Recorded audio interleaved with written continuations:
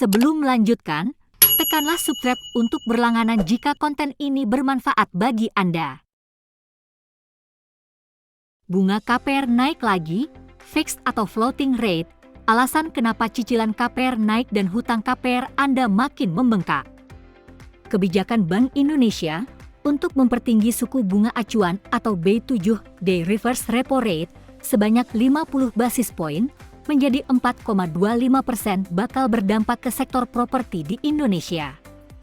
Kenaikan suku bunga acuan itu pula akan berimbas dalam perbankan selaku penyalur kredit buat mempertinggi bunga pinjaman, termasuk kredit kepemilikan tempat tinggal atau KPR.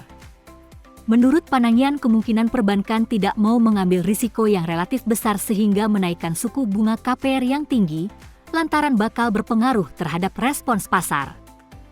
Kenaikan bunga yang tinggi bakal mempengaruhi penyaluran likuiditas perbankan khususnya pada sektor properti, lantaran masyarakat Indonesia bakal berpikir ulang atau menahan pembelian tempat tinggal apabila wajib membayar bunga yang terlalu tinggi.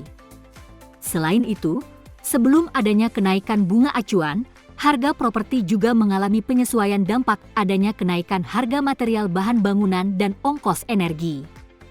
Solar sebagai bahan bakar yang material saja naik lebih kurang 32%, BBM bersubsidi lain misalnya Pertalite juga bersamaan menyusul naik 31%. Panangian berpandangan, bagi usaha perbankan juga pengembang cukup riskan apabila memberlakukan bunga yang tinggi buat sektor properti. BI menaruh kebijakan atau signal pada bank buat sama-sama bertindak bijak kalau suku bunga 0,5% diterima bank, paling disampaikan pada konsumen 0,25% atau setengahnya, istilah Panangian. Direktur Eksekutif Center of Economic and Law Studies, Celios, Bima Yudhistira, menambahkan kenaikan bunga KPR akan berdampak lebih jauh dalam pertumbuhan ekonomi nasional. Sektor properti menjadi semacam lokomotif yang menarik banyak sektor industri di belakangnya.